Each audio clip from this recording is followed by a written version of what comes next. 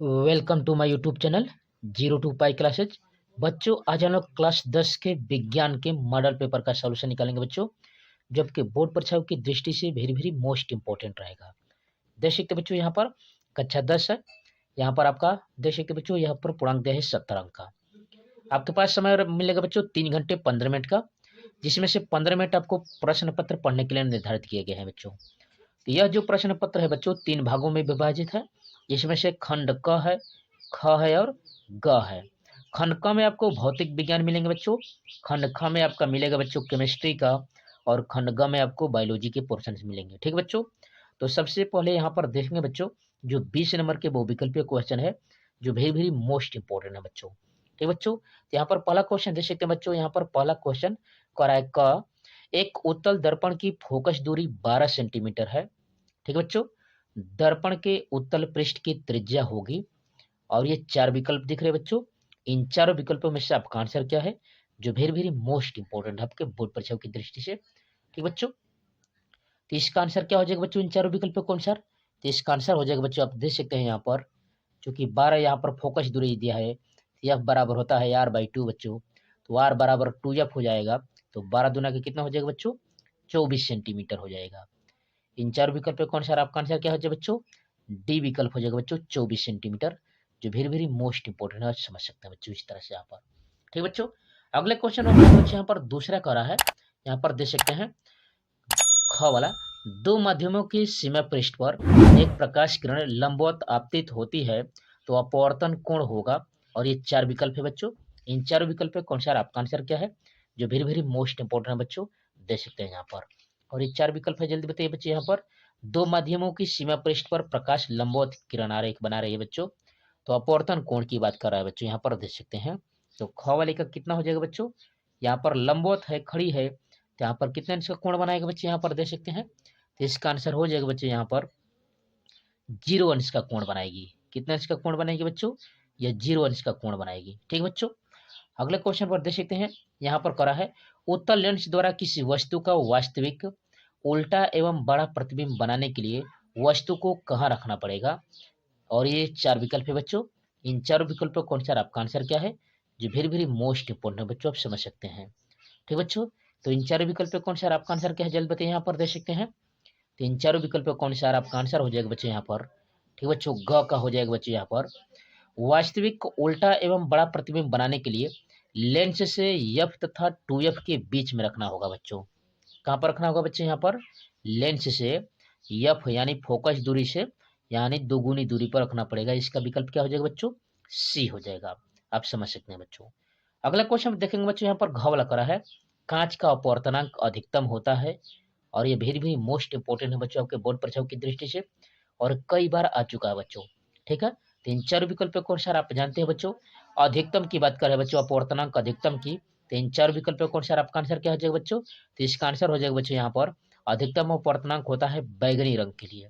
क्या आंसर हो जाएगा बच्चों, बैगनी रंग के लिए यहाँ पर अधिकतम यहाँ पर होता है बच्चों अपवर्तनांक। ठीक बच्चों, अगले क्वेश्चन बढ़ेंगे बच्चे, यहाँ पर दूसरा देख सकते हैं, यहाँ पर करा है दूसरे का क, एक अवतल दर्पण के मुख्य अक्ष पर ध्रुव से 36 सेंटीमीटर की दूरी पर स्थित वस्तु का प्रतिबिंब वस्तु के ही ऊपर बनता है।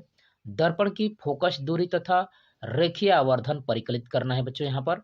तो यहाँ पर देख सकते हैं बच्चों, यहाँ पर करा है ध्रुव से 36 सेंटीमीटर की दूरी पर है, तो यहाँ पर ध्रुव से 36 सेंटीमीटर की दूरी पर हो जाएगा, तो इसका प्रतिबिंब इसके ऊपर बन रहा है बच्चों। तो यहाँ पर उसकी फोकस दूरी कितनी हो जाएगी बच्चों, तो यह हो जाएगा बच्चों 18 सेंटीमीटर।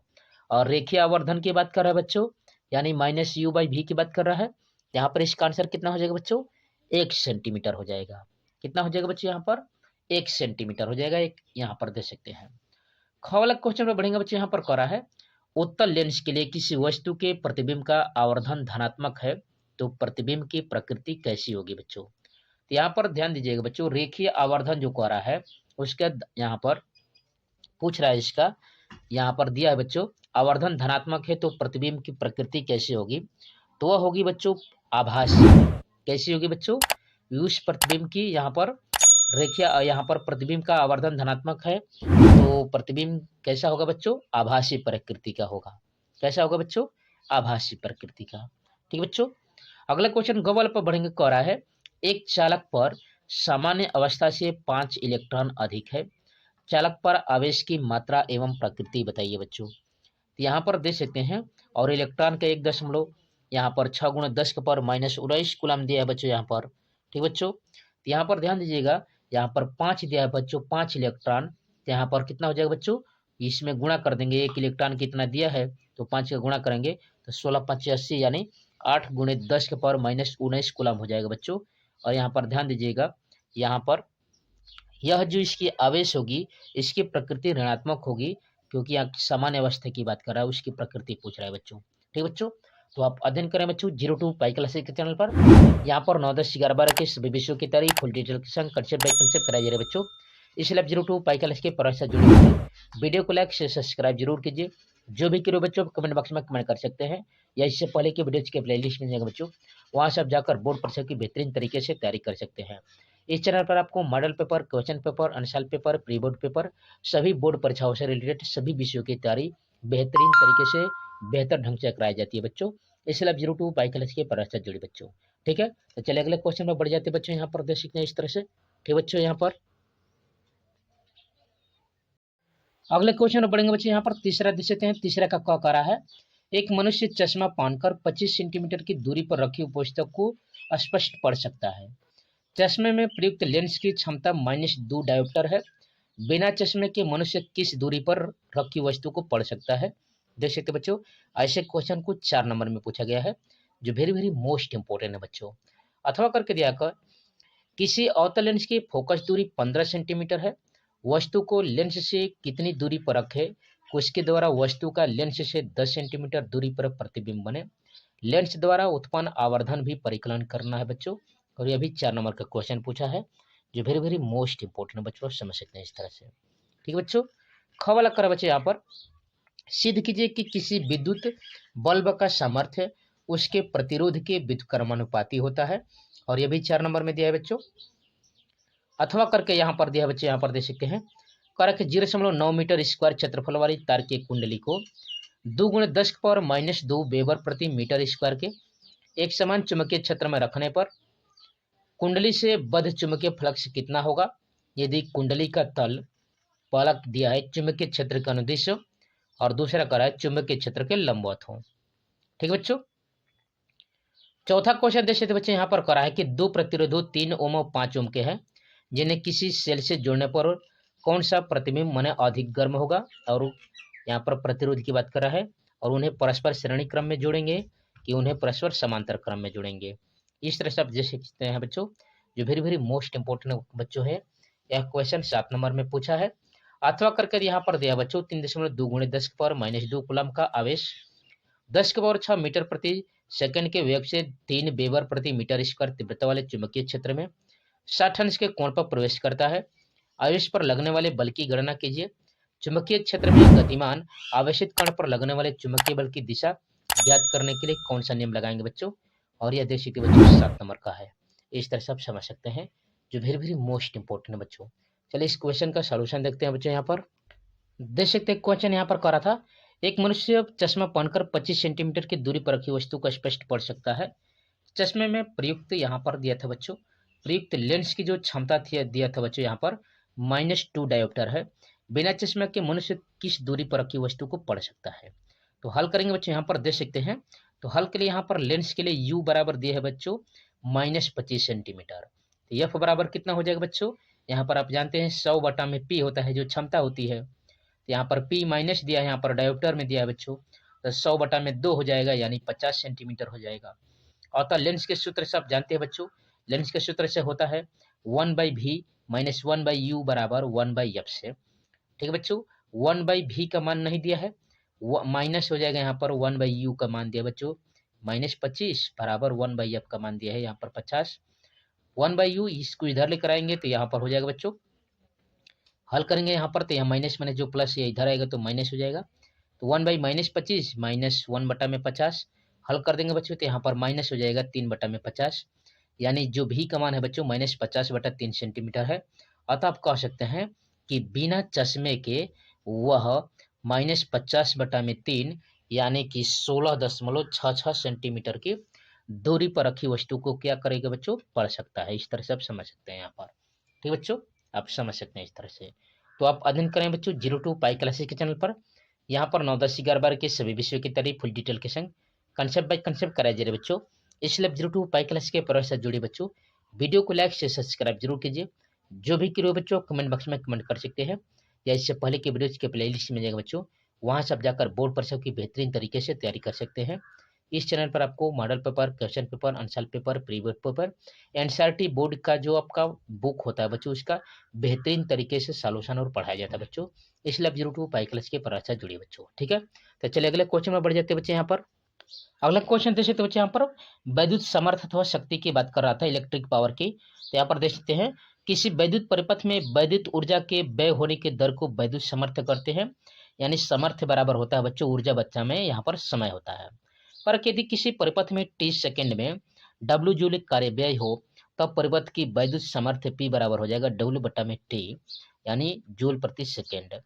सामर्थ्य के मात्रक जूल प्रति सेकंड को ही क्या कहते हैं बच्चों, वाट कहते हैं। यानी P बराबर W बाई T वाट हो जाएगा। अतः कह सकते हैं यदि किसी परिपथ वैद्युत परिपथ में 1 जूल प्रति सेकंड की दर से ऊर्जा व्यय हो रही है, तो परिपथ में कितना होगा बच्चों, 1 वाट होगी। क्या, तो वैद्युत शक्ति। ठीक बच्चों, यदि परिपथ में भी यहाँ पर वोल्ट विभवांतर पर आई धारा प्रवाहित 30 सेकंड के लिए की जाए, तब यहाँ पर व्यय ऊर्जा क्या हो जाएगी बच्चों, W बराबर VIT जूल हो जाएगी। और इस तरह से आप कह सकते हैं तब P बराबर क्या हो जाएगा बच्चों, VI वाट हो जाएगा। अतः आप कह सकते हैं यदि किसी वैद्युत परिपथ में भी वोल्ट के विभवांतर पर आई एम्पेयर की धारा प्रवाहित हो रही है, तो परिपथ की जो शक्ति हो जाएगी VI यहाँ पर वाट हो गए। अब मान सकते हैं बच्चों मानव परिपथ में वैद्युत प्रतिरोध R है, तब यहाँ से समीकरण मान लगते हैं बच्चों यहाँ पर P बराबर VI से, तो P बराबर I स्क्वायर R हो जाएगा बच्चों, वाट हो जाएगा। और यहाँ पर समीकरण आप जानते हैं कि I बराबर होता है बच्चों V बटा में R, और रख देंगे तो P बराबर हो जाएगा V स्क्वायर बटा में R। और यह जो शक्ति है प्रतिरोध का यहाँ पर दे सकते हैं। ठीक है बच्चों, व्युत्क्रम है आप कह सकते हैं, यानी P बराबर V स्क्वायर बटा में R हो जाएगा, यानी R क्या है बच्चों, व्युत्क्रम हो जाएगा प्रतिरोध की। इस तरह से आप समझ सकते हैं बच्चों, जो वेरी वेरी मोस्ट इंपोर्टेंट है बच्चों, इस तरह से। ठीक है बच्चों, यहाँ पर अगला क्वेश्चन देख सकते बच्चों, यहाँ पर करा है 200 ओम प्रतिरोध के एक तार में 1.5 एम्पियर की धारा प्रवाहित करने से ऊर्जा व्यय की दर ज्ञात कीजिए। यदि प्रयुक्त तार में ऊर्जा व्यय की दर 1550 व यहाँ पर 1250 वाट है, तो तार के सिरों का विभवांतर कितना होगा। तो यदि हम जानते हैं बच्चों ये R ओम के तार में आई एम्पियर की धारा बह रही है, तो तार में ऊर्जा की व्यय दर P बराबर होगा I स्क्वायर R वाट होता है। मान दिया बच्चों, रख देंगे तो जो सामर्थ्य हो इसका जो P बराबर है, यानी ऊर्जा व्यय 450 वाट हो जाएगा। ठीक है, माना प्रतिरोध आदि की R जो है वो तार के सिरों के बीच जो विभवांतर है बच्चों भी है, तब तार में व्यय ऊर्जा की दर क्या हो जाएगा बच्चों, V बराबर यहाँ पर P बराबर हो जाएगा V स्क्वायर बट्टा में R। ठीक है बच्चों, यानी सामर्थ्य का जो प्रतिरोध होता है व्युत्क्रम होता है। मान दे रख देंगे बच्चों, तो V बराबर आपका कितना आ जाएगा बच्चों, 500 वोल्ट आ जाएगा। अगला क्वेश्चन कर रहा था बच्चों, यहाँ पर दो प्रतिरोधों 3 ओम तथा 5 ओम के हैं, इन्हें किसी सेल से जोड़ने पर कौन सा प्रतिरोध जो है अधिक गर्म होगा। यानी इन्हें समांतर क्रम में जोड़ते हैं और इन्हें समांतर क्रम में या श्रेणी क्रम में। ठीक है, चलिए बच्चों यहाँ पर पहला मान लेते हैं कि श्रेणी क्रम में जोड़ने पर दोनों प्रतिरोध R1 व R2 माना गया है में समान धारा I प्रवाहित होगी। यदि इसमें 30 सेकंड तक उस उत्पन्न ऊष्मा H1 या H2 जूल है, तब H1 बराबर हो जाएगा I square R1 T joule, और H2 हो जाएगा बच्चों I स्क्वायर R2 जूल हो जाएगा। यानी पहले समीकरण में 2 से भाग दे देंगे दूसरे समीकरण का, यानी H1 बटा में H2, तो I T कट जाएगा बच्चों, यहाँ पर बचेगा R1 बटा में R2, यानी 3 संबंध यहाँ पर 5 आ जाएगा। अतः स्पष्ट है कि दूसरे प्रतिरोध में अधिक ऊष्मा उत्पन्न होगी। दूसरा कह रहा था बच्चों, समांतर क्रम में जोड़ने पर दोनों प्रतिरोध के सिरों के बीच जो वोल्टेज होता है एक ही होगा। तब T समय में उत्पन्न ऊष्माएं हो जाएगी बच्चों H1 बराबर V स्क्वायर T बटा में R1 और H2 बराबर V स्क्वायर T बटा में R2 जूल। H1 बटा में H2 वैसे ही कर देंगे तो 5 संबंधित 3 हो जाएगा। अब आप कह सकते बच्चों कि पहले प्रतिरोध में अधिक ऊष्मा उत्पन्न होगी, क्योंकि यह 5 है और यह 3 है बच्चों। इस तरह से मान पूछा था बच्चों, जो वेरी वेरी मोस्ट इंपोर्टेंट था आपके बोर्ड परीक्षा की दृष्टि से। ठीक बच्चों, तो चलिए अगले क्वेश्चन पर बढ़कर हल करते हैं बच्चे, यहाँ पर देख सकते हैं। अगले क्वेश्चन में बढ़कर देखते हैं बच्चे, यहाँ पर अथवा कह रहा था 3.2 × 10⁻⁻19 कूलम का आवेश 10 के पावर 6 मीटर प्रति सेकंड के वेग से 3 यहाँ पर वेबर प्रति मीटर स्क्वायर तीव्रता वाले चुंबकीय क्षेत्र में 60 अंश के कोण से, इस तरह से देख सकते हैं 7 नंबर का था। अगले यहाँ पर बढ़ते हैं बच्चे यहाँ पर खंड ख पर। यहाँ पर देख सकते हैं केमिस्ट्री के पोर्शन से बच्चों जो वेरी वेरी मोस्ट इंपोर्टेंट है। यहाँ पर देख सकते हैं पहला करा है 1 बिलियन का पीएच मान 3 है तो बिलियन है बच्चों। तो आप जानते हैं बच्चों यहाँ पर जब भी बिलियन का मान यहाँ पर 3 होगा, ठीक बच्चों, यानी 7 से कम होगा तो वह बिलियन कैसा होगा बच्चों? अम्लीय होगा। कैसा होगा बच्चों? अम्लीय होगा। और 7 से अधिक होने पर क्षारीय होता है बच्चों, और 7 रहने पर क्या होता है बच्चों? उदासीन रहता है। ख वाला देख सकते बच्चों यहाँ जो सिलेबस में नहीं है, कारक के विकर्ण संबंध रखने वाले तत्व हैं तो लिथियम का मैग्नीशियम के संग होता है बच्चों। लिथियम का मैग्नीशियम के संग होता है, याद रखिएगा। ग वाला क्वेश्चन कह रहा है बच्चों यहाँ पर देख सकते हैं जो वेरी वेरी मोस्ट इंपोर्टेंट है आपके बोर्ड परीक्षाओं की दृष्टि से, दिए गए कार्बनिक यौगिकों में कीटोनिक प्रक्रियात्मक समूह यानी कीटोन ग्रुप का कौन सा सदस्य यहाँ पर लिखा गया है, जो वेरी वेरी मोस्ट इंपोर्टेंट है बच्चों। यहाँ पर कीटोन की बात कर रहा है बच्चों, ध्यान दीजिएगा। तो कीटोन में आप जानते हैं बच्चों जिसमें CO ग्रुप लगा हो, यहाँ पर देख सकते हैं CH है, यहाँ पर ST कम वाला है, ठीक है बच्चों। CO ग्रुप रहेगा यानी C डबल बॉन्ड O वाला रहेगा, वही कीटोन ग्रुप होता है बच्चों, ठीक है। तो इन चारों विकल्पों में सब देख सकते हैं, या एल्कोहल ग्रुप है या COH यहाँ पर कार्बोक्सिलिक ग्रुप है यहाँ पर, और यही आपका बी वाला जो विकल्प है बच्चों यहाँ पर कीटोनिक ग्रुप है बच्चों, CH3CO CH3, ठीक बच्चों, यानी CH3 का होल टॉइस CO, जो वेरी वेरी मोस्ट इंपोर्टेंट है, यानी RCO R' के रूप में याद दिया रहा है बच्चों, जो कीटोन का यहाँ पर क्रियात्मक समूह के रूप में दर्शाया गया है। अगला क्वेश्चन देखते हैं बच्चों, यहाँ पर 6वां करा है निम्नलिखित यौगिकों के IPSC नाम लिखिए, जो वेरी वेरी मोस्ट इंपोर्टेंट है बच्चों, जो आपके बोर्ड परीक्षा में जरूर आएंगे। पहला क्वेश्चन देख सकते हैं यहाँ पर करा है CH3 CH2C triple bond CH, यानी ट्रिपल बॉन्ड में आप जानते हैं बच्चों यह कौन सा ग्रुप होता है? एल्काइन ग्रुप होता है। तो कार्बनों की संख्या गिनेंगे बच्चों तो 1 2 3 4 है यहाँ पर, तो 4 को क्या कहते हैं बच्चों? ब्यूट कहते हैं। ब्यूट में आयन जोड़ देंगे तो यह नाम क्या हो जाएगा बच्चों? ब्यूटाइन हो जाएगा। इसका क्या नाम है बच्चों? यहाँ पर ब्यूटाइन है, याद रखिएगा। इसका क्या नाम है बच्चों? ब्यूटाइन, ठीक बच्चों, यहाँ पर समझ सकते हैं इस तरह से। अगले क्वेश्चन में पढ़ेंगे बच्चों, यहाँ पर देख सकते थे यहाँ पर क का दूसरा वाला करा बच्चों, यहाँ पर CH3 CH2CO CH2 CH3, यानी कि देख सकते बच्चों CO ग्रुप यानी कीटोन ग्रुप है। और कीटोन में हम लोग जब IPSC बनाते हैं बच्चों तो क्या लगाते हैं बच्चों? यहाँ पर नॉन शब्द लगाते हैं। क्या लगाते हैं बच्चों? यहाँ पर नॉन शब्द लगाते हैं। अब कार्बनों की संख्या गिनते हैं बच्चों तो देखेंगे कि जो CO ग्रुप है यानी नॉन ग्रुप वाला है बच्चों, CO कीटोन, वह कितने पर आ रहा है? का नंबर पर 1 2 3 पर आ रहा है। तो कार्बनों की संख्या कितनी है बच्चों? यहाँ पर 1 2 3 4 5 है, तो नाम हो जाएगा पेंटेनोन। लेकिन देखेंगे बच्चों आज CO ग्रुप कितने नंबर पर आ रहा है? तो 1 2 3 नंबर पर आ रहा है, इसलिए इसका पूरा नाम हो जाएगा बच्चों 3 पेंटेनोन। क्या नाम हो जाएगा बच्चों? इसका 3 पेंटेनोन नाम हो जाएगा, ठीक है बच्चों। दूसरा देख बच्चों यहाँ पर ख का पहला करा है रासायनिक समीकरण देते हुए सल्फर डाइऑक्साइड का कोई एक अपचायक गुण लिखना है बच्चों। तो रासायनिक समीकरण लिखेंगे बच्चों सल्फर का SO2 + H2O = H2SO3, hydrogen sulphate लिखेंगे बच्चों, ठीक है। नीचे इस पर लिखेंगे बच्चों H2SO3 + H2O = H2SO4 और प्लस H, ठीक बच्चों, हाइड्रोजन यानी सल्फ्यूरिक अम्ल निकलेगा, ठीक बच्चों। इस तरह से आप कह सकते हैं यह इसका एक अपचायक गुण है जो रासायनिक यहाँ पर पूछ रहा था बच्चों। दूसरा देश बच्चों यहाँ पर करा है मरकरी के अयस्कों में से किसी एक अयस्क से किस प्रकार मरकरी प्राप्त करेंगे? रासायनिक समीकरण लिखना है बच्चों 1 नंबर का। लिखेंगे बच्चों यहाँ पर HgS, यहाँ पर mercuric sulphide plus O2 = mercuric oxide HgO plus sulphur dioxide, ठीक बच्चों। इस तरह से आप कह सकते हैं।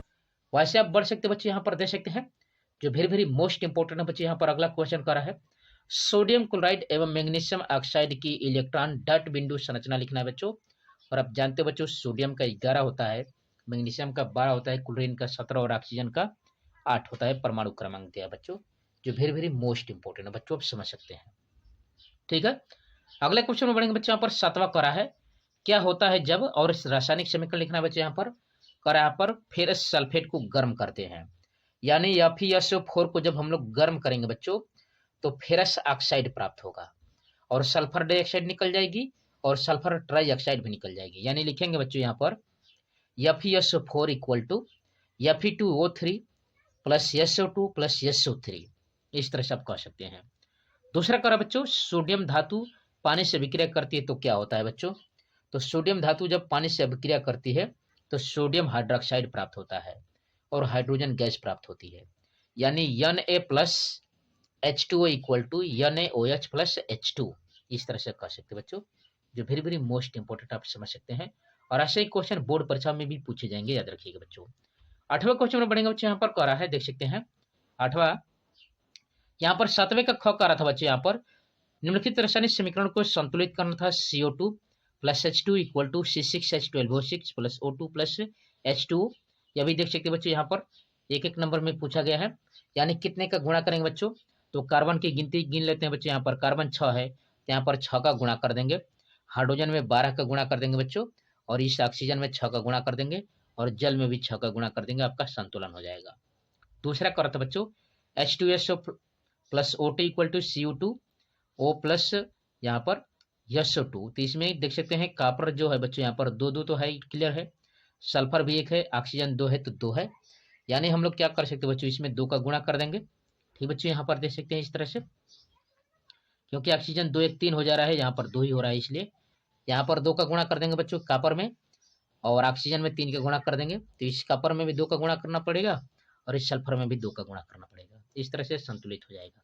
ठीक बच्चों, 8वां का है क्या होता है जब, और इस तरह से देख सकते हैं Ht कमल यानी CH3COOH का सोडियम कार्बोनेट यानी Na2CO3 इक्वल टू क्या हो जाएगा बच्चों, सोडियम एसीटेट बराबर होगा CH3COO क्या मिलेगा बच्चों, CH3COO प्राप्त होगा, इस तरह से आप कह सकते हैं। दूसरा करा बच्चों यहाँ पर एथेनॉल यानी C2H5OH प्लस क्षारीय पोटेशियम परमैंगनेट यानी क्षारीय KMnO4 इक्वल टू क्या मिलेगा बच्चों, यहाँ पर ऑक्सीकृत कराएंगे तो CH3COOH प्राप्त होगा, Ht अम्ल प्राप्त होगा बच्चों। क्या मिलेगा बच्चों यहाँ पर CH3COOH, याद रखिएगा, जो वेरी वेरी मोस्ट इंपोर्टेंट है बच्चों, Ht अम्ल प्राप्त होगा। ठीक है, अगले यहाँ पर कह बच्चों सोडियम हाइड्रोक्साइड प्राप्त करने के लिए यानी CH3COOH plus NaHCO3 equal to CH3COONA plus CO2 plus H2 प्राप्त करेंगे बच्चों, इस तरह से आप समझ सकते हैं आप।